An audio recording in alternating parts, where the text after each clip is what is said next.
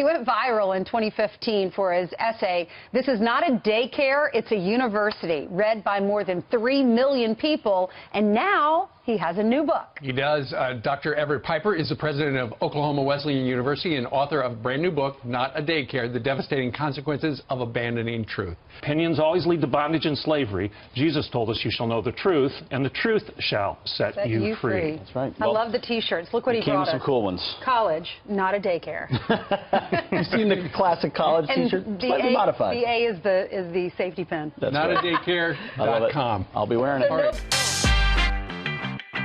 A lot of academics, the elites, the smarter than thous, are self-deceived. But there are some that recognize that they've created a monster and it's turning around to bite them.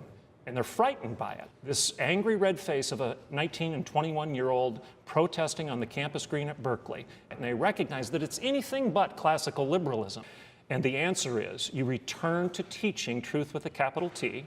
You don't celebrate opinions. You actually hire faculty that know 2 + 2 is 4, and if they don't teach that, you fire them and go get someone else who will teach it that way. It's not just mathematics, it's morality. It's an interesting book called Not a Daycare. Dr. Piper's the author of it. It's amazing stuff, the devastating consequences of abandoning truth. Dr. Piper's here with us. Glad to see you. Thank you. I'm honored to be here, Pat. Thank you. You lay bare the truth of what's going on in colleges. What is it? A guy comes in as a freshman.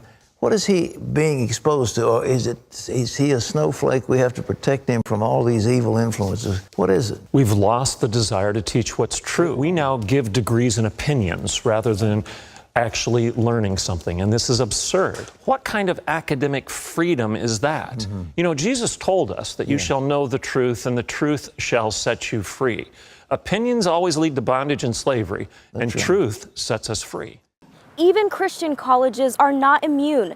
Dr. Everett Piper, president of Oklahoma Wesleyan University, writes about it in his new book, Not a Daycare, The Devastating Consequences of Abandoning Truth. Do you think the students are a bit confused at what the civil rights fight looks like? Absolutely. In other words, you can't have justice without a judge. And you can't have a book without an author. You can't have a painting without a painter. The students have been taught that it doesn't matter what you believe as long as it works for you. It's narcissism to the max. They gaze into the pool, the image of their iPhone, their Facebook, their social media. They construct their own reality, their own morality, their own ideas. And if you don't agree with their conclusions, you are a bigot, you're a hater.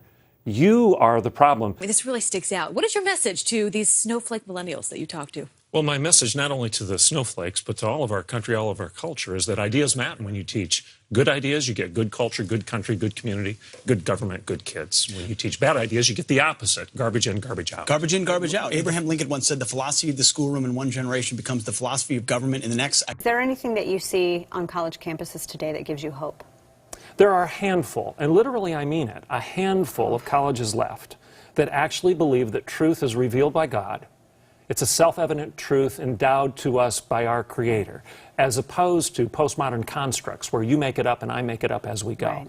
There are a handful left, and if parents would ask the right questions, what's your view of truth, what's your view of Scripture, be quiet and listen, as they're shopping for a college, they will find those institutions, and it's that institution that you should pay for, and you shouldn't waste your money on any other. Say that when you wrote the op-ed, lots more people came to you, seeking you out. They wanted advice. And I wonder, was the problem worse than you even knew? You know, I'm an academic. This is my industry, and I would claim that my industry created this monster. We caused this problem, again, by the lousy ideas we've been teaching for several decades. We're getting lousy results right now in the public square on our colleges and even in our corporations, a la this Google story. So no, I'm not surprised to see the problem. But what I do think we need to recognize is the degree of the problem. What we have right now is ideological fascism in the academy, in the ivory tower, in the colleges and universities, rather than academic freedom.